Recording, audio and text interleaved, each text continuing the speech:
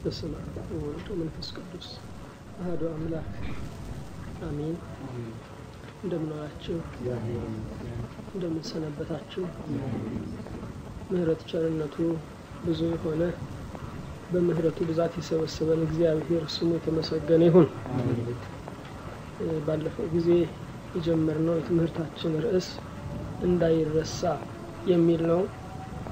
ዛሬም ካቆምንበት ነው የምንቀጥለው። ኦሪት ዘፍጥረት ምዕራፍ 28 ቁጥር 18 ጀምሮ ያለውን የእግዚአብሔር ቃል በጸሎት መንፈስ ሆነን እናነባዋለን።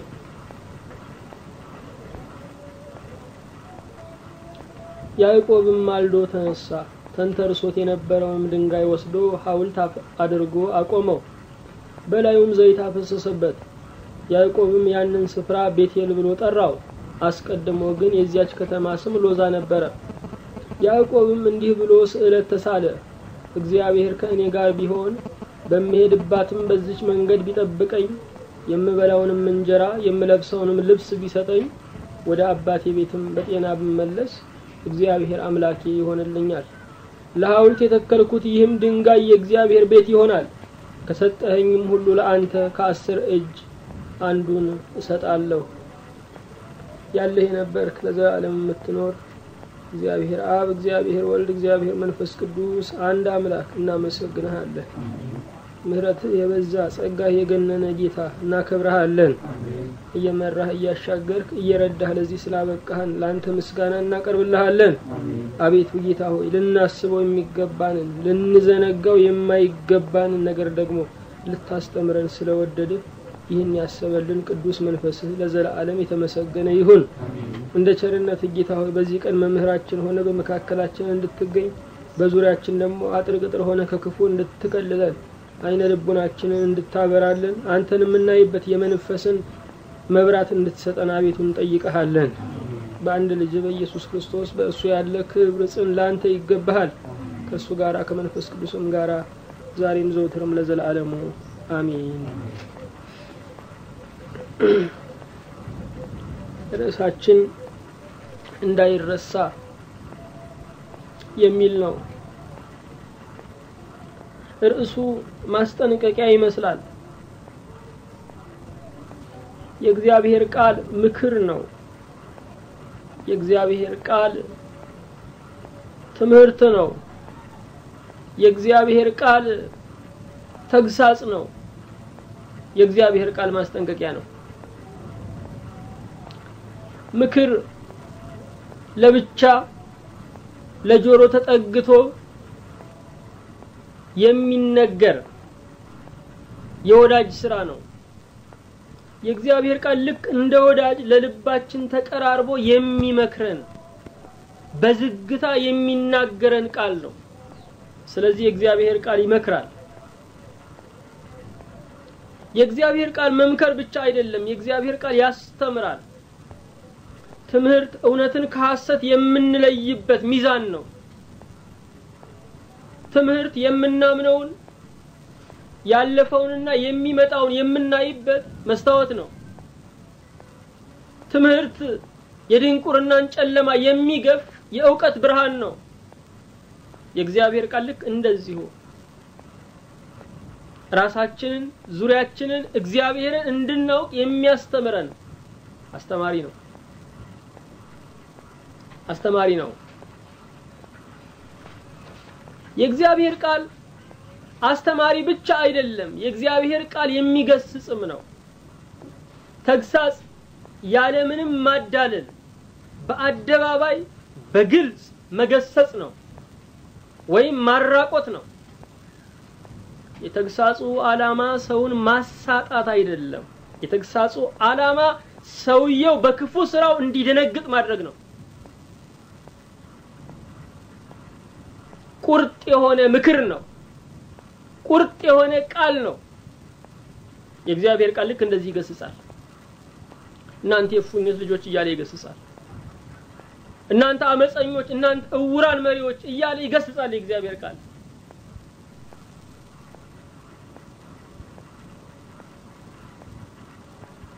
የእግዚአብሔር ቃል ያስጠነቅቃል። የማስጠንቀቂያዎች ዓላማ ማስፈራራት አይደለም። ከመውደቃችን በፊት እንዳንወድቅ መንገዳችንን ሁኔታችንን የሚያሳዩን ናቸው። የሚያሳየን ነው። የእግዚአብሔር ቃል ያስጠነቅቃል። እግዚአብሔር ወድቀው ይማሩ ብሎ አይተወንም። ለመንገዳችን አይተወንም።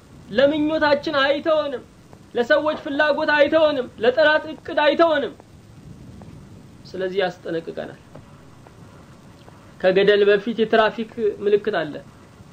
ከገደል በፊት ያለ የትራፊክ ምልክት ማስፈራራት አይደለም፣ እንዳንሞት ማስጠንቀቂያ ነው። የእግዚአብሔር ቃል የማያስፈራራ ግን እንዳንሞት ያስጠነቅቃል። የእግዚአብሔር ቃል ከሚያስጠነቅቅበት መንገድ አንዱ የእግዚአብሔርን ውለታ እንዳንረሳ ነው። በክርስትና ውስጥ ትልቁ በደል የእግዚአብሔርን ውለታ መርሳት ነው። በክርስትና ውስጥ ትልቁ በደል የእግዚአብሔርን ውለታ መርሳት ነው። ስለዚህ የእግዚአብሔርን ውለታ ያደረገልንን መልካም ነገር ማዳኑን እንዳንረሳ የእግዚአብሔር ቃል ያስጠነቅቀናል። በቃሉ እንደተጻፈው ሰው ተርቦ በጠገበ ጊዜ፣ ተጠምቶ በረካ ጊዜ፣ ተሰዶ ባረፈ ጊዜ፣ በባርነት ኖሮ ነፃ በወጣ ጊዜ የዚያን ጊዜ እግዚአብሔርን ይረሳል። የመርሳት ትልቁ ፈተና ምንድነው ስንል ምቾት ነው። የመርሳት ትልቁ ፈተና ምቾት ነው። ስለዚህ የእግዚአብሔር ቃል ምቾት እግዚአብሔርን እንዳያስረሳ፣ እግዚአብሔር የሰጠን ነገር ከእግዚአብሔር በላይ ሆኖ እንዳይታየ፣ እግዚአብሔርን እንጂ ስጦታውን እንዳናመልክ ወይም ጸጋው ጣዖት እንዳይሆንብን ያስጠነቅቀናል። ባለንበት ዘመን ላይ ከስጋ በሽታዎች አንዱ መርሳት ነው። በመርሳት በሽታ የተያዙ ሰዎች ሚስታቸውን ይረሳሉ፣ ልጆቻቸውን ይረሳሉ፣ ቤታቸውን ይረሳሉ። ጓዳና ሳሎን እንኳን መለየት እስኪያቅታቸው ድረስ ብዙ ታላላቅ ሰዎች በመርሳት በሽታ ተይዘው ብዙዎች አዝነውላቸዋል። ያሳለፉት ታሪክ፣ ያስተዳደሩት ማስተዳደር፣ ሁሉም ነገር ከህሊናቸው ሰሌዳ ላይ ይደመሰሳል። ከባድ በሽታ ነው። ከባድ በሽታ ነው። በመንፈሳዊው ዓለም መርሳት ትልቅ በሽታ ነው። በመንፈሳዊው ዓለም ላይ ስንረሳ ሚስታችንን አንረሳ ይሆናል፣ ልጆቻችንን አንረሳ ይሆናል፣ ትዳራችንን አንረሳ ይሆናል፣ ያበደርነውን ገንዘብ ያስቀመጥነውን ሀብት አንረሳ ይሆናል። በመንፈሳዊው ዓለም እግዚአብሔርንና የእግዚአብሔርን ውለታ መርሳት ትልቅ በደል ነው። ትልቅ በደል ነው። ስለዚህ እግዚአብሔር እንዳንረሳ ያስጠነቅቀናል። የሚረሳ ሰው ለቀጣይ ኃላፊነት አይታጭም በእግዚአብሔር መንግስት። የሚረሳ ሰው እግዚአብሔር ጸጋን ይነሳዋል። የሚረሳ ሰው በህይወቱ ደስታ የለው። የሚረሳ ሰው በህይወቱ ሙሉ ዕውቀት የለው። ያለፈውንና የሚመጣውን ማገናዘብ አይችልም። ስለዚህ እግዚአብሔር እንዳንረሳ ያስጠነቅቀናል። ጌታችን መድኃኒታችን ኢየሱስ ክርስቶስ 10 ለምጻሞች አድነን ብለው ጮሁበት። እሽታውን ካሳያቸው በኋላ ያዘዛቸውን ለመፈጸም ሲሄዱ በመንገድ ላይ ራሳቸውን ነጽተው አገኙ። 9ኙ መንገዳቸውን ቀጠሉ። አንዱ ግን የክርስቶስ ውለታ ከበደውና ወደ ኋላ መመለስ ፈለገ። ጌታ ሆይ ነጽቻለሁ ብሎ አመሰገነው። ጌታ ግን በእርሱ መምጣት ብቻ አይደለም በእነኛ መቅረት አዝኖ 10 አልነጹምን 9 ወዴት አሉ አለው። በዚህ ሰው እምነት በዚህ ሰው ውለታ አክባሪነት ተደሰተ። በዘጠኙ ግን አዘነባቸው። ወገኖቼ መላው ዓለም እግዚአብሔር ያዋለለት ነው። ይሄ ፀሐይ የወጣው ለመላው ዓለም ነው። ይሄ ፀሐይ የእግዚአብሔር ስጦታ ነው። ይሄ የምንተነፍሰው አየር ለመላው ዓለም ነው። ይሄ እግዚአብሔር ስጦታ ነው። መሽቶ የነጋው ነግቶ የመሸው ቀን የእግዚአብሔር ስጦታ ነው። ይሄ ለመላው ዓለም የተደረገ ነው። በእያንዳንዱ ቀን አይደለም፣ በእያንዳንዱ ሴኮንድ መላው ዓለም የእግዚአብሔር ውለታ አለበት። ለምስጋና ግን የሚመለሰው አንድ እጁ ነው። ዘጠኝ እጁ ተደርጎለት እንዳልተደረገ፣ ቀምሶ እንዳልቀመሰ፣ ኖሮበት እንዳልኖረበት ሆኖ ክዷል። አንዱ እጅ ግን የእግዚአብሔር ውለታ ከብዶት ለምስጋና ተመልሷል። አንዱ እጅ የእግዚአብሔር ውለታ ከብዶት አምኗል በእግዚአብሔር። ስለዚህ ይህች ዓለም የሚበዙ ሰዎችን ተሸክማለች። ውለታ ቢሶችን፣ ቀምተው የሮጡ ሰዎችን፣ በልቶ ካጆችን፣ የእግዚአብሔር ውለታ የማይከብዳቸውን ሰዎች ተሸክማለች። ወገኖቼ እግዚአብሔር ለኛ ስሜትን ፈጥሮልናል። ስለዚህ እንደሰታለን፣ እናዝናለን። ለኛ ስሜትን የፈጠረ እግዚአብሔር ስሜት አለው፣ ያዝንብናል። ውለታ ቢስ ስንሆን፣ ተደርጎልን እንዳልተደረገ ስንሆን፣ ቀምሰን እንዳልቀመሰ ስንሆን፣ የምንፈልገውን ተቀብለን ለእግዚአብሔር ጀርባችንን ሰጥተነው ስንሄድ ያዝንብናል።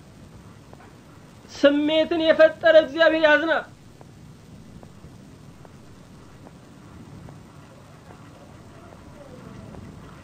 ብዙ ነገሮች ሊረሱ ይችላሉ።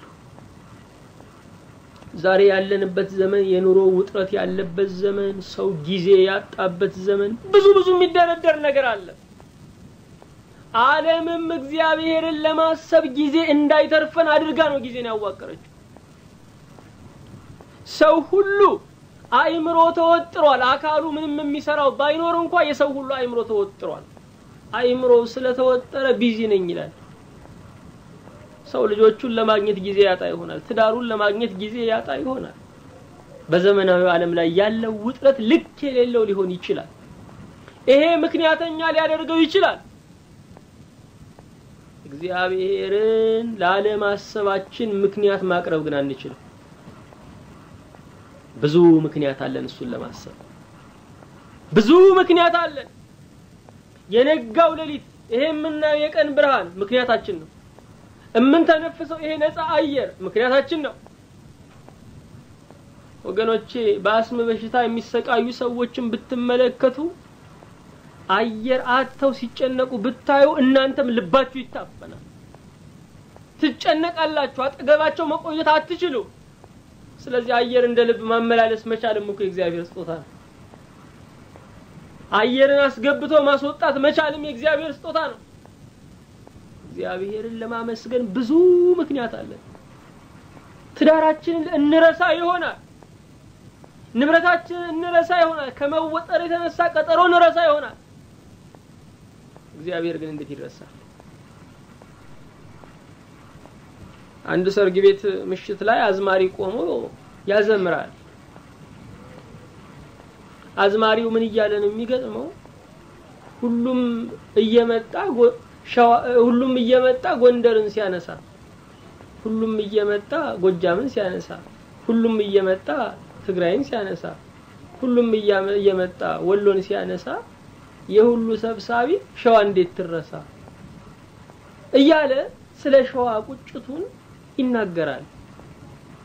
እውነት ነው። እዚህ ሸዋ ላይ ተቀምጦ ብዙ ሰው የሚያነሳው ጎንደርን ነው፣ የሚያነሳው ጎጃምን ነው፣ የሚያነሳው ወሎን ነው፣ የሚያነሳው ትግራይን ነው። ሸዋን አያነሳም። ስለዚህ አዝማሪው ቆጭቶት የሁሉ ሰብሳቢ ሸዋ እንዴት ትረሳ? ወገኖቼ ከሸዋ በላይ የሁሉ ሰብሳቢ እግዚአብሔር ነው። ይሄ ሁሉን የሚሰበስብ ፍጥረትን ሁሉ እንደ አንድ ሰው እየመገበ የሚያሳድር ጌታ እንዴት ይረሳል? ሁሉ ሊረሳ ይችላል። ይሄ እንዴት ይረሳል? ብዙ የምናነሳቸው ነገሮች አሉ። ስራችን አለ፣ ትምህርታችን አለ፣ ትዳራችን አለ፣ ንብረታችን አለ። ይሄንን ረሳው አንልም። አክሲዮናችንን አንረሳም፣ ሼራችንን አንረሳም፣ ኮሚሽናችንን አንረሳም፣ ደሞዛችንን አንረሳም፣ አበላችንን አንረሳም። እግዚአብሔር እንግዲህ ረሳው እንላለን። ወገኖቼ በህይወት ላይ መርሳት የማይገባን ነገር መርሳት ከጀመርን አደጋ ውስጥ ነው ያለነው። የስኳር በሽተኛ መውሰድ የሚገባውን መርፌ መውሰድ የሚገባውን ኪኒን መርሳት ከጀመረ አደጋ ውስጥ ነው ያለው። ከዚያ ሁሉ በላይ እግዚአብሔር በዘመናችን ሁሉ ማናቋርጠው የህይወት መድኃኒት ነው። የማይረሳውን ነገር ከረሳን እየሞትን ያለነው።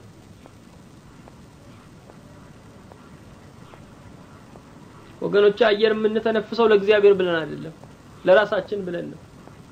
እግዚአብሔርን የምናስበው ለራሳችን ብለን ነው እንጂ ለእግዚአብሔር ብለን አይደለም። እኛ ለእግዚአብሔር ከምናስፈልገው በላይ እግዚአብሔር ለኛ ያስፈልገናል። እሱ አበጃጅቶ ሲያቆመን፣ እሱ ሰርቶ ሲያቆመን፣ እሱ ሞልቶ ሲያቆመን ነው ተፈላጊ የምንሆነው። ያለ እግዚአብሔር እኛ ዋጋ የሌለን ርካሽ ፍጡራን ነን። ስለዚህ ሰው ዋጋውን እንዴት ይረሳል?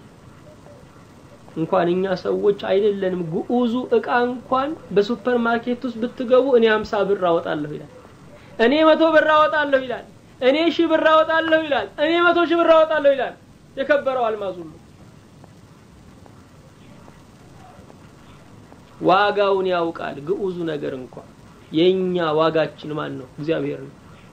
ለአብርሃም ምን አለው? አትፍራ እኔ ለአንተ ምን ነኝ አለው? ዋጋህ ነኝ፣ እኔ ለአንተ ጋሻህ ነኝ አለው። ስለዚህ ዋጋችን እግዚአብሔር ነው፣ ውድነታችን እግዚአብሔር ነው፣ ተፈላጊነታችን እግዚአብሔር ነው።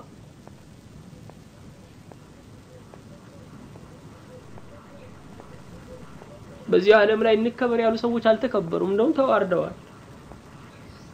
እግዚአብሔርን የመረጡ ህፃናት ግን ሲከበሩ አይተናል።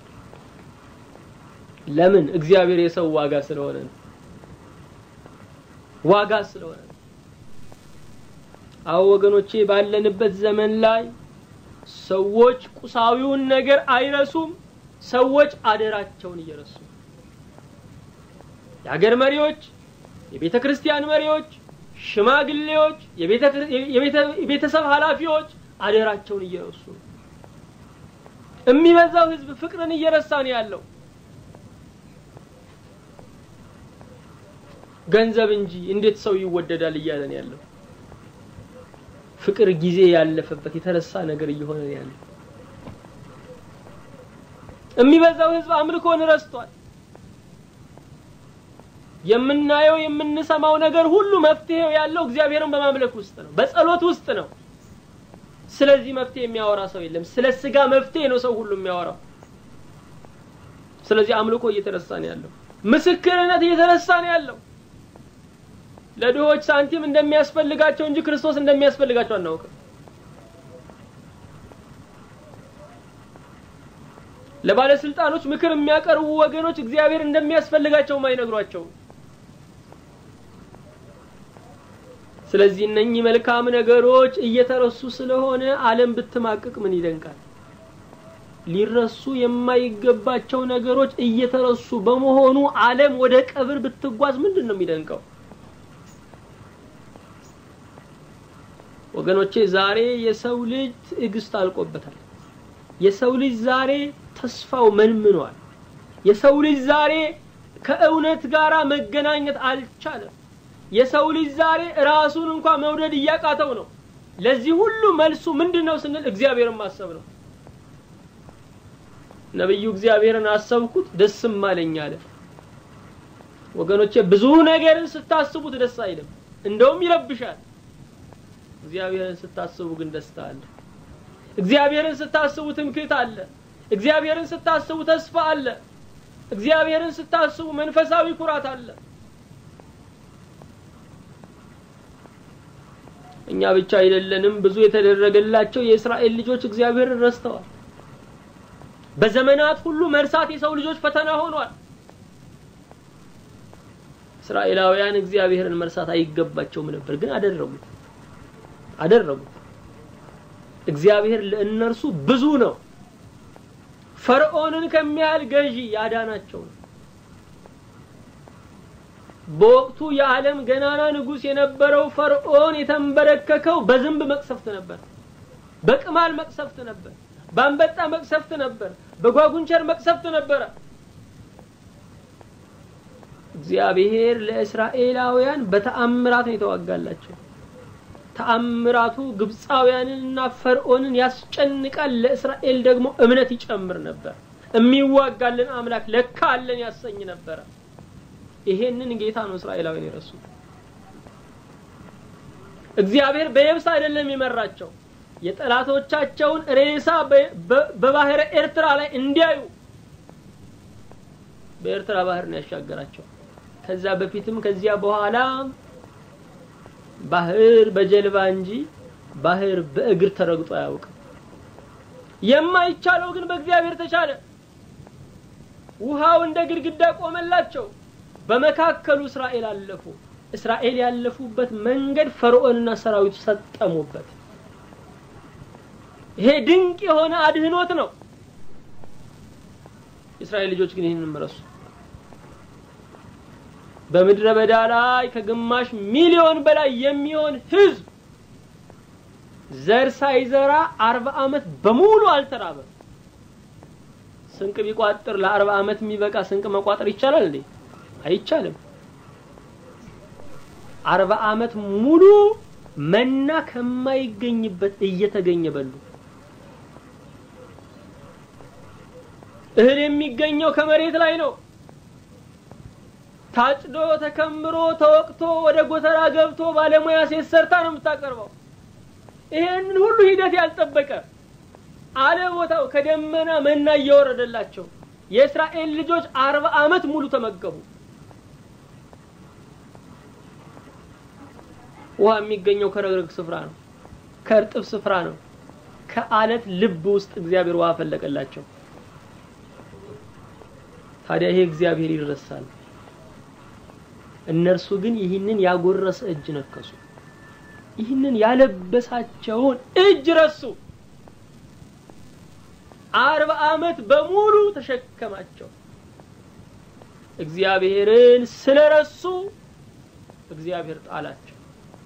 ያ የማያምን ትውልድ በበረሃ ላይ ተንጠባጥቦ እስኪያልቅ ድረስ ሞቶ እስኪቀበር ድረስ እግዚአብሔር 40 አመት በሙሉ በበረሃ ላይ እንዲባዝኑ አደረጋቸው።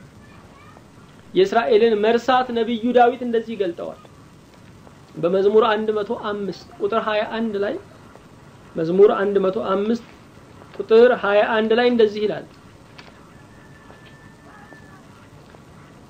ታላቅ ነገርን በግብጽ ድንቅንም በካም ምድር ግሩም ነገርንም በኤርትራ ባህር ያደረገውን ያዳናቸውን እግዚአብሔርን ረሱ ይላል። ታላቅ ነገር፣ ድንቅ ነገር፣ እንደገና ግሩም ነገር። ታላቅ ነገር ነው በግብጽ የሆነው። ፈርዖን ሳይቀር ተንቀጠቀጠ። ከመጣው መቅሰፍት የተነሳ እስራኤልን ለምኑልኝ አለ። ያ በልጆቻቸው ደም ጡብ እንዲጠፈጥፉ ያደረጋቸው ፈርዖን እንዴት ዝቅ አለ። እግዚአብሔር ታላቅ ነገርን በግብጽ ላይ እኮ በማድረጉ ነው። ይሄንን ይረሱ። ጠላቶቻቸውን ያስገዛላቸውን እግዚአብሔርን ይረሱ። ጥበብ ከፈርዖን እጅ አድናቸው ነበር። ኃይል ከፈርዖን እጅ አድናቸው ነበር። ኃይል የማይሰራውን ስራ እግዚአብሔር ሰራላቸው። ጥበብ የማያልፈውን ቀን እግዚአብሔር አሳለፋቸው፣ ግን ረሱት።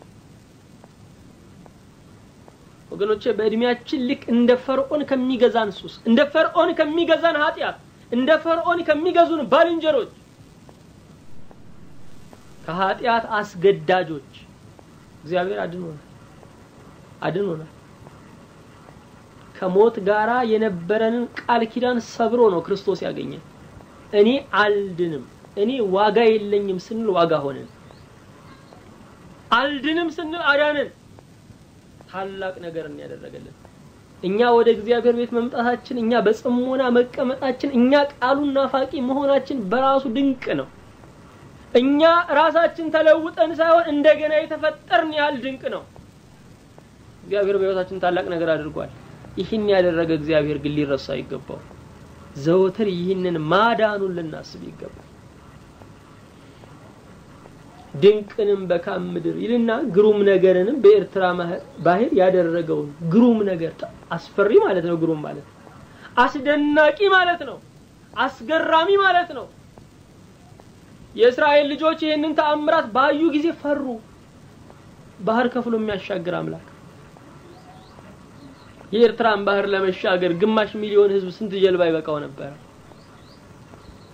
የትኛውስ የቀዛፊ ክንድ ኤርትራን ባህር ማቋረጥ ይችላል እግዚአብሔር ግን ባህሩን ጥሩ ጎዳና አደረገው ባህር የብስ ሆነች ለመጀመሪያ ጊዜ ጠላቶቻቸውን ፈሩ እስራኤላውያንም እንዴት የሚያስፈራ አምላክ ነው አሉ እንደዚህ ያሉለትን አምላክ ነው የረሱት ይሄንን በመርሳታቸው ምን ሆኑ ምንድነው የተከሰተው ነገር ስንል የመጀመሪያው የግብጽ መከራቸውን ረሱ የግብጽ መከራቸውን ረሱ የግብጽ መከራቸውን ረሱ ግብጽ ለእስራኤላውያን የመቃብር ስፍራ ናት ግብጽ ለእስራኤላውያን የመከራ ስፍራ ናት ግብጽ ለእስራኤላውያን ልጆቻቸውን የገበሩባት ስፍራ ናት ግብጽ ለእስራኤላውያን መብል እያዩ የተከለከሉባት ስፍራ ናት የግብጽ መከራቸውን ረሱና እግዚአብሔር በበረሃ ላይ ለምን ያንከራተናል እኛኮ ግብጽ ይሻለን ነበር አሉ የግብጽ ኑሯችን እንዴት የሚያስቀና ነበር አሉ የሚያስቀና አልነበረ ማውጣን ብለው የጮሁ እኮ እነሱ እኮ ናቸው ባርነት እኮ ያስቀና መከራ ያስቀና ሞት ያስቀና በግብጽ የነበረው ሞት ነው እነሱ ግን ምቾት ነበር አሉ በግብጽ የነበረው ረሃብ ነው እነሱ ግን ጥጋብ ነበር አሉ በመርሳታቸው መከራቸውንም ረሱ አሁን እግዚአብሔር ከሰጣቸው ነፃነት የድሮ ባርነት ይሻላል አሉ ወገኖቼ ስንረሳ ልክ እንደዚህ ነው የሚሆነው ብዙዎቻችን ዛሬ እንረሳለን የነፍስ ጥያቄያችን ተመልሶልን የሥጋ ጥያቄያችን ስላልተመለሰልን እናጉረመርማለን እኔ እኮ ድሮ በዓለም ይያለው ይሻል ነበር እንላለን በዓለም ይያለን እኮ የዘላለም ሞት ነበረብን ዛሬ ያለን ግን ጊዜያዊ ጉርለት እኮ ነው ይሻል ነበር እንላለን መከራችንን እንረሳዋለን የዳንበትን ጊዜ ብታስታውሱት ለሞት ጥቂት የቀረን ጊዜ ነበር እግዚአብሔር በመካከል ጣልቃ ገብቶ ነው ያወጣን እግዚአብሔር ከእሳት ትንታግ ውስጥ ነው የነጠቀን እንረሳዋለን ድሮ እግዚአብሔር እንደሚሰማን አሁን እንደማይሰማን ይሰማናል ለእግዚአብሔር ብለን ክርስቲያን የሆንን እስከሚመስለን ድረስ ብዙ ማጉረምረም እናሰማለን ግን ወገኖች የሚናፈቅ አይደለም ያ የግብጽ ኑሮ የሚያጓጓ አይደለም ከዛሬ ጋራም የሚነጻጸር አይደለም ዛሬ የዘላለም ጥያቄያችን ተመልሶልናል ጊዜያዊ ጥያቄ ቢመለስም ባይመለስም ያን ያህል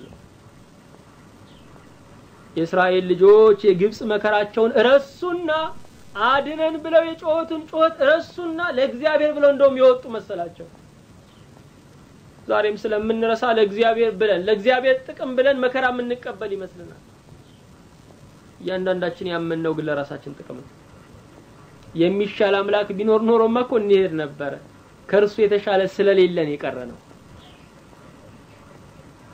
የእስራኤል ልጆች ሁለተኛ የረሱት ምንድነው አዳኝነቱን ነው አዳኝነቱን ረሱ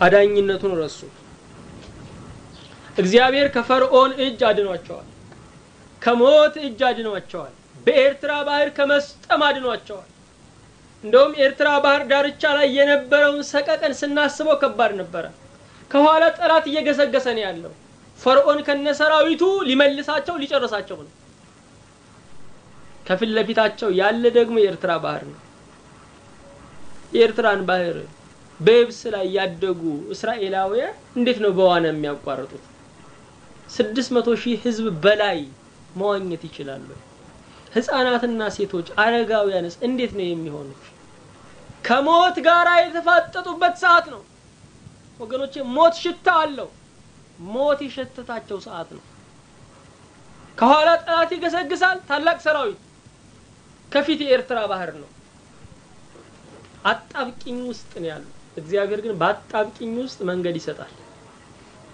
ስለዚህ በእነሱና በጠላቶቻቸው መካከል እግዚአብሔር የጨለማን ግንብ ሰራ። ጨለማው ለእስራኤላውያን ያበራል፣ ለግብፃውያን ደግሞ ይጨልማል።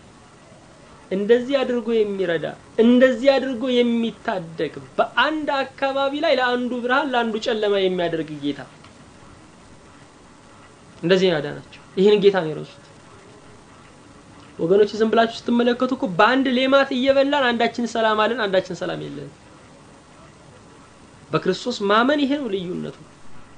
አንዱ ሰላም አለው፣ አንዱ የለው። አንዱ ረፍት አለው፣ አንዱ የለው።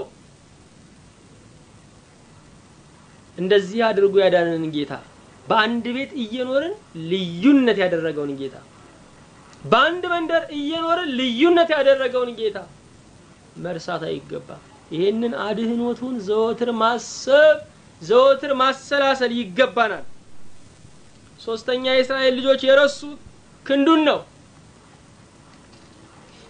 ነው።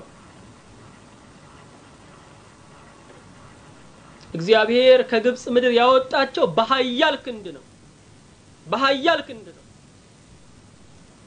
በሚደንቃችሁ ሁኔታ የእግዚአብሔር ሰራዊቱ አይታይም፣ ግን የሚታየውን ጠላት ይጥላል። ፈርዖን ከነሰራዊቱ የሚታይ የተቀናጀ ጦር ኃይል ነው። የእግዚአብሔር ሰራዊት ግን አይታይም።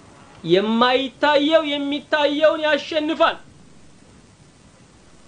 መንፈሳዊው ኃይል ስጋዊውን ኃይል ያደቃል።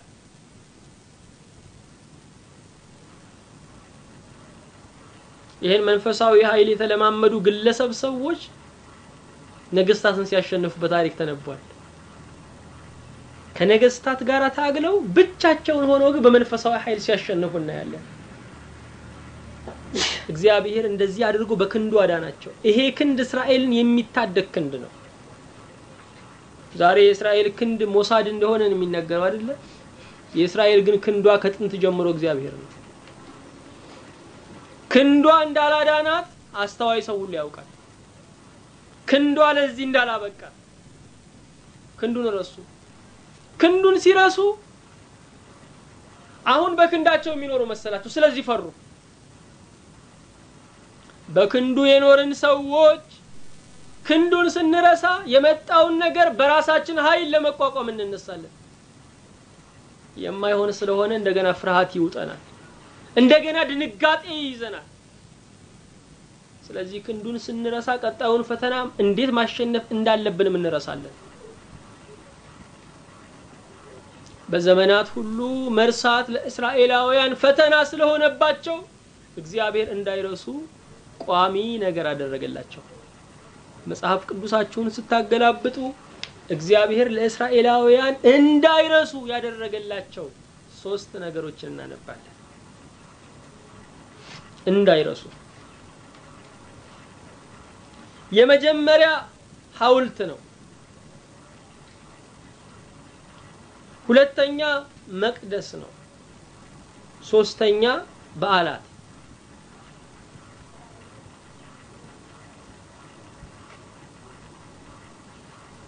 የመጀመሪያው ምንድነው? ሐውልት ነው። ሁለተኛው መቅደስ ነው። ሶስተኛው በዓላት ነው። እግዚአብሔር የእስራኤል ልጆች እሱንና ውለታውን እንዳይረሱ የመጀመሪያ ያደረገላቸው ቋሚ ነገር ሐውልት ነው። በመጽሐፍ ቅዱስ ላይ የእግዚአብሔርን ውለታ የሚያዘክሩ ማዳኑን የሚናገሩ ብዙ ሐውልቶች አሉ። እነኛን ነው የምናየው አሁን። እግዚአብሔር ይርዳን። ሐውልት ምንድነው? ሐውልት የጊዜ ገደብ የሌለው ዘላለማዊ መታሰቢያ ነው። ሐውልት የጊዜ ገደብ የሌለው ዘላለማዊ መታሰቢያ ነው። አንድ ሰው ወይም አንድ ቡድን ወይም አንድ ወገን ወይም አንድ ሀገር ሐውልት ሲያቆሙ ሐውልቱ ሊወድቅ ይችላል። በእነሱ አይምሮ ውስጥ ግን ዘላለማዊ መታሰቢያ ነው። ሐውልቱ ሊፈርስ ይችላል። በእነሱ አይምሮ ውስጥ ግን ያለው ይህ ነገር ለዘላለም መረሳት የለበትም የሚል ነው። ስለዚህ ሐውልት በሐውልት ተካዮች አይምሮ ውስጥ የጊዜ ገደብ የሌለው ዘላለማዊ ምንድነው? መታሰቢያ ነው። መታሰቢያ ነው። ሰው በተፈጥሮ ዝንጉ ስለሆነ ያገኘውን ነፃነት የወገኖቹን ሰማዕትነት የተቀዳጀውን ድል ያየውን ፍቅር እንዳይረሳ ሐውልት ይቆምለታል። በዓለም ላይ ብዙ ሐውልቶች አሉ። የመጀመሪያው ሐውልት የነፃነት ሐውልት ነው። ታላላቅ ሀገሮች ሳይቀሩ የነፃነት ሐውልት አላቸው። ኑሮ ከባርነት በፊት ኑሮ ከነፃነት በፊት እንደነበረው ሊሆን ይችላል። ነፃነት ግን የማይታይ ዋጋ ነው። ነፃነት የማይተመን ዋጋ ነው። በደቡብ አፍሪካ ውስጥ ዛሬ የሚሞተው ሰው በአፓርታይድ ዘመን ከሚሞተው በላይ ላይሆን ይችላል። በአፓርታይድ ዘመን ከሚሞተው ሰው በላይ ሊሆን ይችላል። ግን ነፃነት ዋጋ አለው። የነፃነት ሐውልቶች ለምንድን ነው የሚቆሙት ስንል የነፃነት ሐውልቶች የሚቆሙት ቅኝ ገዢዎች አንገታቸውን እንዲደፉ፣ ነፃ የወጡ ህዝቦች ደግሞ የነፃነትን ዋጋ እንዲያከብሩ ነው። ባርነት ተጠያቂነት የለበትም። በባርነት የሚጠየቀው ባሪያ አድርጎ የገዛው አካል ነው። በነፃነት ግን የሚጠየቁት ነፃ የወጡት ህዝቦች ናቸው። ስለዚህ ነፃነት ኃላፊነት አለው፣ ተጠያቂነት አለው። የነፃነት ዋጋው ከባድ ነው፣ ከባርነት በላይ ነው። ስለዚህ የነፃነት ሐውልት ይህንን ኃላፊነት የሚያስረዳ ነው። የሰማዕታት ሐውልት እንደገና አለ በዓለም ላይ። በግፍ የተገደሉ፣ ባለማወቅ የተገደሉ፣ እውነትን ይዘው የሞቱ ሰዎች ስለ እነርሱ በስማቸው ሐውልት ይቆማል። ያልወለዱ እንደሆነ፣ ዓላማቸው ባጭር ተቀጭቶ እንደሆነ፣ ስለ እውነት እስከ መጨረሻው ታግለው እንደሆነ እንዳይረሱ ሐውልት ይቆማል። የዚህ ሐውልት ዓላማ ወገን ወገኑን እንዳይገድል፣ ይሄ ጥፋት እንዳይደገም የሚል ነው። የሰማዕታት ሐውልት በዓለም ላይ አለ። ሶስተኛው የድል ሐውልት ነው። ግዛታቸውን ፈጽመው ማስመለሳቸውን፣ ድንበራቸውን ፍጹም ማስከበራቸውን፣ ጦርነቱን ፍጹም መጨረሻቸውን የሚያረጋግጡት የድል ሐውልት በመትከል ነው። ይህንን የድል ሐውልት ዜጎች ባዩት ቁጥር ዛሬ በነፃነት ለመመላለስባት ሀገር ዋጋ የከፈሉ ሰዎች አሉ ብሎ እንዲያስብ ነው። ከድል በፊት ሁሉ ጊዜ ትግል እንዳለ እንዲያስብ ነው። ያለ ትግል ድል እንደማይገኝ እንዲያስብ ሐውልቱ ያዘክራል። አራተኛው የፍቅር ሐውልት ነው። ከሰው ባህሪ በላይ የሆኑ የፍቅር ታሪኮችን፣ የፍቅር ሁነቶችን ያሳዩ ሰዎች ሐውልት ይቆምላቸዋል። ለትዳራቸው የተሰየፉ ሰዎች፣ ለወዳጃቸው የሞቱ ሰዎች ሐውልት ይቆምላቸዋል። የከፈሉት የፍቅር ዋጋ እንዳይረሳ። አዎ በዓለም ላይ ሐውልት በብዙ ምክንያቶች ይቆማሉ። በመንፈሳዊው ዓለም በመጽሐፍ ቅዱስ ላይ ግን ሐውልት የሚቆመው የእግዚአብሔርን የማዳኑን ሥራ ለማስታወስ ነው። ጌታችን መድኃኒታችን ኢየሱስ ክርስቶስ ሐሙስ ማታ በምሴተ ሐሙስ ህብስቱን አነሳ፣ ይህ ሥጋዬ ነው እንኩ አለ። ወይኑን አነሳ፣ ይህ የአዲስ ኪዳን ደሜ ነው፣ ለምን ያድርጉት አለ? ለመታሰቢያ ያድርጉት አለ። ስለዚህ ኢየሱስ ክርስቶስ ሞቱና ትንሣኤው እንዳይረሳ ይሄንን ቋሚ ሐውልት ተከለልን። ኢየሱስ ክርስቶስ ከሞተበት ጊዜ አንስቶ ላለፉት 2000 ዓመታት የቅዱስ ቁርባን ሥርዓት ቢያንስ ለሳምንት አንድ ጊዜ አልተቋረጠም። በዓለም ላይ ያሉ ክርስቲያኖች በሙሉ ቅዱስ ቁርባንን ያደርጋሉ ሞቱና ትንሣኤውን ለማዘከር።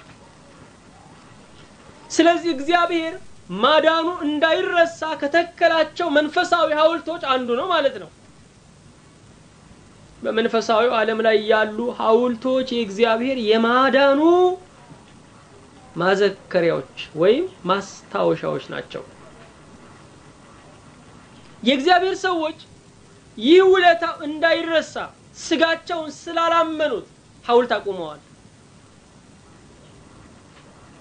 የእግዚአብሔርን ውለታ እንዳይረሳ ሐውልት ካቆሙ ሰዎች አንዱ ማን ነው ብንል ያዕቆብ ነው።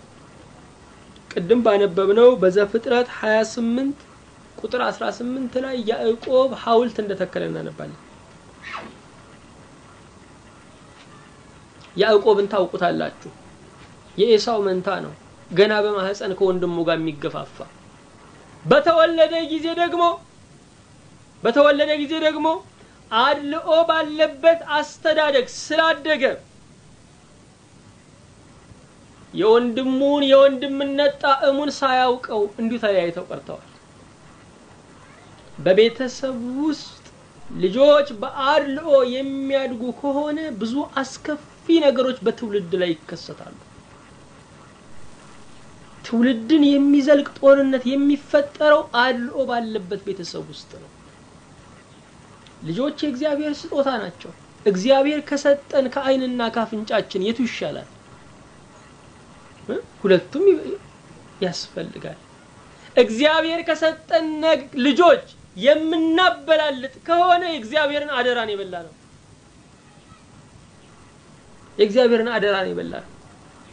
እኛ ልክ እንደ እግዚአብሔር እንደራሴዎች ሆነን በእኩል ዓይን ልናያቸው ይገባል።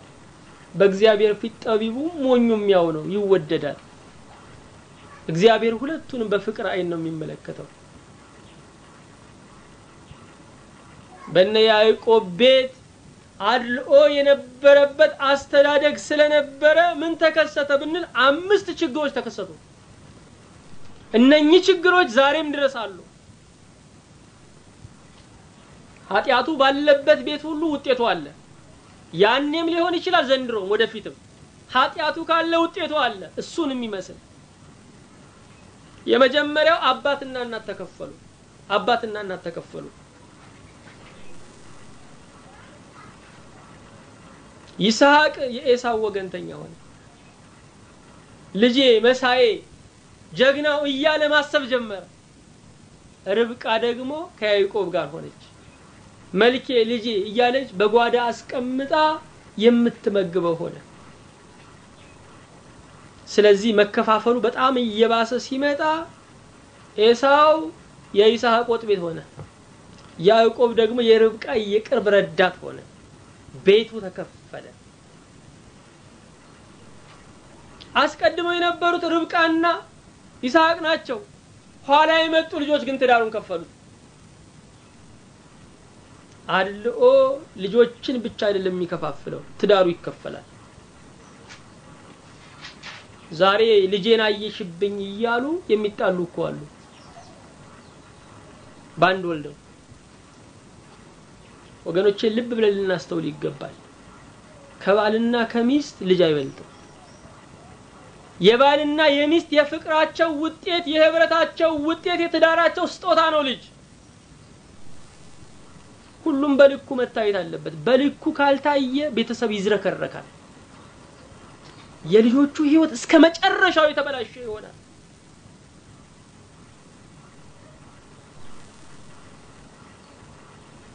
ዛሬ እስኪ ወልዱ ነው ባልና ሚስት የሚዋደዱት። ከወለዱ በኋላ የሁሉም አይን ልጅ ላይ ይሆናል። ተገቢ አይደለም፣ ስህተት ነው። ይሄንን ግን ስለምንረሳው እግዚአብሔር የቃል ኪዳናችንን ቀን እያሰበ ይታዘበናል።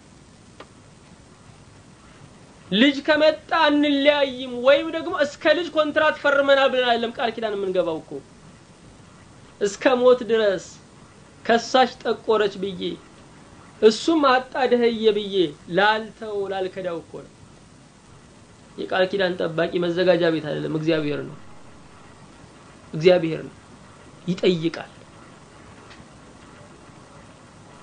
አው አድልኦ ትዳሩን ከፈለው። ዛሬም አድልኦ ሲመጣ ትዳር ይከፈላል። ሁሉም የራሱን ግሩፕ ይዛል። ሁሉም የራሱን ቡድን ማደራጀት ይጀምራል። ይሄ በህፃንነት ጊዜ ነው። ልጆቹ ካደጉ በኋላ ራሳቸው ደግሞ ትዳሩን ያፋታሉ በደንብ አድርገው። ከወላጆቻቸው የተቀበሉትን ክፋት ከራሳቸው ክፋት ጋር በደንብ አዋቅረው ትዳሩን ይበትኑታል። ሁለተኛው ችግር ምንድነው? አድሎ ያመጣው ችግር እናት ለልጇ የስርቆሽን መንገድ አሳየች። አባቱ ይስሐቅ የመጨረሻውን ምርቃት ለኤሳው እንደሚመርቀው ነገረው። እምወደውን መብል ከአደን ሰርታ አምጣልኝ አለው። እናቲቱ ትሰማ ነበር። ኤሳው ለአደን እንደወጣ ያንን መብል ሰርታ ያዕቆብን አቅርብና አንተ ምርቃቱን ወሰድበት አለችው። ኤሳውም እኮ ልጇ ነው፣ አልበደላትም። አድልኦ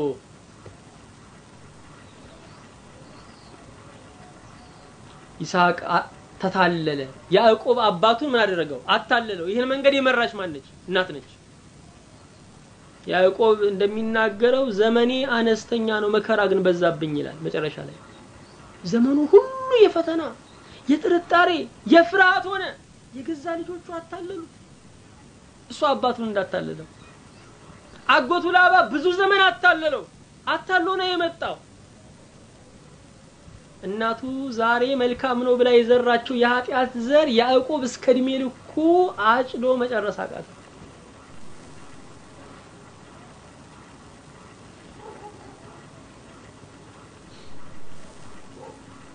ዛሬም አድልኦ ባለበት ቤተሰብ ውስጥ ወላጆች ለልጆቻቸው ኃጢአትን የሚያስጠኑ ይሆናሉ። ሶስተኛው ኤሳው የጥላቻ ሰው ሆነ። ከአሕዛብም ጋር ተጋባ። ወንድሙን ያዕቆብን ጠላው። ወላጆቹ ስላደሉ ወንድሙን ጠላው። ለሞት መፈለግ ጀመረ። አባትና እናቱን ለማሳዘን ብሎ ከአሕዛብ ሴቶች ጋር ተጋባ። ስለዚህ የኤሳውን ልቡንም አይኑንም ወደ ደጅ አደረጉት፣ መንገድ መሩት በአድልኦ ቤተሰብ ውስጥ። አራተኛ ያዕቆብ ተሰደደ። ወንድሙን ፈራና ያዕቆብ ነፍሴ አውጪኝ ብሎ ከእናት ከአባቱ ቤት ወጣ፣ ተሰደደ። የደጅ ኑሮን የማያውቅ ሰው ነው። መንገድ እንኳን በቅጡ የማይለይ በጓዳ ያደገ ሰው ነው። ግን ከሞት አይከፋምና ያዕቆብ ወዴት እንደሚሄድ እንኳን በቅጡ ሳያውቅ ተሰደደ። አራተኛ ወላጆቹን ሳያያቸው ቀረ። አምስተኛ ያዕቆብ በስደት ብዙ ዘመን ኖረ፣ ከ20 ዓመት በላይ። በተመለሰ ጊዜ እናቱም አባቱ ሞተዋል። አልተያዩ። የኃጢአት መንገድ አያስተያዩ። ርብቃ ለልጇ የኃጢአት ምክር ነው የመከረችው። አልተያዩም ከዚያ በኋላ። ዛሬ ሰዎች የሚበለጽጉበትን የኃጢአት መንገድ ብናሳያቸው አንተያይም፣ ጠላት ነው የሚሆኑን ከዛ በኋላ። ዳግመኛ የሚያስተያይ የጽድቅ ምክር ነው ወገኖቼ። ዳግም የሚያገናኝ የእግዚአብሔር መንገድ ነው። የሰው መንገድ አያገናኝም። ይስሐቅና ያዕቆብ ሳይገናኙ ቀሩ። ፍቅራቸው ፍቅር ብቻ ሆኖ ቀረ። ታዲያ ይህ ያዕቆብ ተሰደደ። ሲሰደድ በመንገድ ላይ መሸበት። ሎዛ በምትባል መንገድ ላይ ተኛ፣ ድንጋይ ተንተርሶ። እግዚአብሔር ህልም ሰጠው። መሰላል ከሰማይ እስከ ምድር ተተክሎ መላእክት በላዩ ላይ ሲወጡበት ሲወርዱበት አየ። በላዩ ላይ እግዚአብሔር ተቀምጦበት ነበር። ከዛ የእግዚአብሔር ድምጽ መጣለት። አልተውህም፣ አበዛሃለሁ አለው እግዚአብሔር። አሰፋሃለሁ፣ ወደዚች ምድር እንደገና ትመለሳለህ አለው። ያዕቆብ ከእንቅልፉ በነቃ ጊዜ ታላቅ ፍርሃት ፈራ። ያዕቆብም ማልዶ ተነሳ፣ ተንተርሶት የነበረውን ድንጋይ ወስዶ ሐውልት አድርጎ አቆመው፣ በላዩም ዘይት አፈሰሰበት። ያዕቆብም ያንን ስፍራ ቤቴል ብሎ ጠራው ይላል። ያዕቆብ ለምንድን ነው ሐውልት የተከለው? ያዕቆብ ሐውልት የተከለው የራሱን ስጋ ስላላመነው ነው። ሊረሳ የማይገባውን እግዚአብሔርንና ስራውን ላለመርሳት ነው። ያዕቆብ ሐውልት የተከለው ለ5 ነገር ነው። የመጀመሪያው የእግዚአብሔርን መገለጥ ለማሰብ ነው። ከዚህ በፊት እግዚአብሔር ተገልጦለት አያውቅም። እግዚአብሔር ለእርሱ የተገለጠለትን የመጀመሪያውን ቀን ላለመርሳት፣ ይሄንን መገለጥ እንዳስታወሰው ለመኖር ሐውልትን ተከለ። ሐውልትን በተከለ ቁጥር እግዚአብሔር እንዴት ለመጀመሪያ ጊዜ እንደተገለጠለት ያስባል። ወገኖቼ እግዚአብሔር እኛን መጀመሪያ ያገኘን ቀን ልዩ ቀን እኮ ነው። ልዩ ቀን እኮ ነው። ከሞት መንገድ እኛን የመለሰን ቀን ልዩ ቀን ነው። ሁሉ ሊረሳ ይችላል። ይሄ ቀን ግን መረሳት የለበትም። ወገኖቼ እግዚአብሔርን መገለጥ ማክበር አለብን። እግዚአብሔር እንዴት እንዳዳነን ማሰብ አለብን። እንዴት አድርጎ እንዳወጣን ማሰብ አለብን። ይሄ እንዳይረሳ ይፈልጋል። ሁለተኛ አብሮት እንደተሰደደ ለማሰብ ነው ሐውልት የተከለው። ያማከረች እናትም እኮ አልተከተለችው። የኃጢአት አማካሪዎች እኮ አብረውን አይሰደዱ። መከራው ለኛ ነው። ስቃዩ ለኛ ነው። አባቱ አልተከተለው፣ ብቻውን ተሰደደ። እግዚአብሔር ግን አብሮት ነበር። ካንተ ጋር ነኝ አለው። ማንንም በማይገኝበት ስፍራ፣ እናት ጩኸትን በማትሰማበት በረሃ፣ አባት የቅርብ ረዳት በማይሆንበት ዱር ውስጥ እግዚአብሔር ግን አብሮን ሆኖ አይተናል። በራሳችን ላይ ለመፍረድ ገመድ ባነሳንባቸው ዘመኖች፣ ተስፋዬ አልቋል ከዚህ በኋላ መኖር አልችልም ባልንባቸው ዘመኖች እግዚአብሔር አብሬያችሁ ነኝ ሲለን ተስፋችን ተቀጥሏል። ወገኖቼ እግዚአብሔር እንዴት እድሜያችንን እየቀጠለ እዚህ እንዳደረሰን እያሰብን መኖር አለብን። ያዕቆብ ይሄንን ለማሰብ ሐውልት ተከለ። ሶስተኛ በሞት ፍርሃት ውስጥ የህይወት ተስፋ እንደሰጠው ለማሰብ ሐውልት ተከለ። ወንድሙ ገላሃለው ብሎታል። ቤተሰቦቹ ሁሉ ይገላሃል ብለውታል። ሞት እየሸተተው ነው ያለው። እግዚአብሔር ግን አትሞትም የሚል ዋስትና ሰጠው። ሁሉም ነገር ያበቃ የተደፈነ ሲመስለን፣ ዓለም በላያችን ላይ እንቅብ ስትደፋብን እግዚአብሔር ግን አይዟችሁ ብሎናል። ብዙ ዘመን ተስፋችንን እየቀጠለ ለዚህ ያደርሶናል። ስለዚህ ይሄንን ውለታውን መርሳት የለብንም። እኛ ግን በጣም ዝንጉ ሰዎች ነን። መከራችንን ከእግዚአብሔር ጋር፣ ደስታችንን ከዓለም ጋር የምናሳልፈው። እግዚአብሔር ይታዘበናል። እግዚአብሔር ያዝንብናል። አራተኛ የተገለጠለትን ምስጢር ለማሰብ ነው። ያዕቆብ የተገለጠለት ምስጢር፣ የተገለጠለት ህልም ነገረ ድህነት ነው። ሰማይና ምድር የተገናኙበት፣ መላእክት የወጡበት የወረዱበት ያ መሰላል ማን ነው? ኢየሱስ ክርስቶስ ነው። በኢየሱስ ክርስቶስ ሰውና እግዚአብሔር እንደሚታረቁ፣ ሰውና መላእክት በህብረት እንደሚያዜሙ የሚገልጥ ነው። ኢየሱስ ክርስቶስ ሰው ሆኖ በተወለደ ጊዜ ሰማያዊ አምላክ ምድራዊ ሆነ፣ ምድራዊ ሰው ሰማያዊ ሆነ። መላእክት ከረኞች ጋር ምን አደረጉ? ዘመሩ። መሰላሉ እሱ ነው ሰውና እግዚአብሔርን ያገናኘው። ስለዚህ ይሄን መገለጥ፣ ይሄ የድህነት ተስፋ መረሳት የለበትም። ሐውልት ተከለ።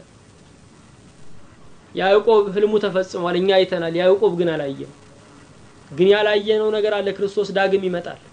ይሄንን ማሰብ ይገባናል። በህይወታችን እንደ ሐውልት ጎልቶ ሊታየን ይገባል። አምስተኛ የዋለለትን ውለታ ለማሰብ ነው።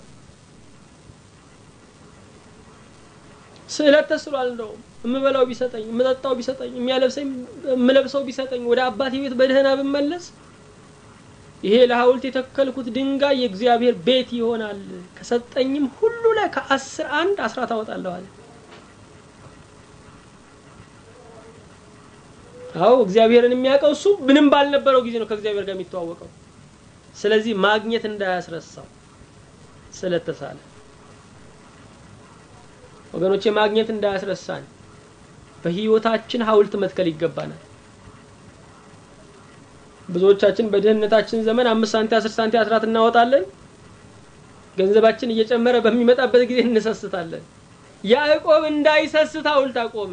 ምንም ባልነበረኝ ሰዓት እግዚአብሔር ከኔ ጋር ነበረ፣ ይሄንን ባገኘው ሰዓት እንዳልረሳ ብሎ ሐውልት ተከለ። ወገኖቼ በህይወታችን የእግዚአብሔርን ማዳን፣ በብቸኝነት ወራታችን ተጠጋግቶ የተወዳጀንን ዘመን፣ በሞት ፍርሃት ውስጥ የህይወት ተስፋ እንዴት እንደሰጠን፣ ዳግመኛ እመጣለሁ ብሎ ደግሞ ያዘዘውን ትእዛዝ፣ የዋለልን ውለታ ማሰብ ይገባናል። ይሄ እንዳይረሳ መጠንቀቅ ይገባናል። ይሄን መርሳት ህይወትን መርሳት ነው ይሄን መርሳት በሞት ጥላ ውስጥ መቀመጥ ነው እንዳንረሳ እግዚአብሔር ይርዳን ሳምንት እንቀጥላለን ምስጋና ሁሉ ለእግዚአብሔር ይሁን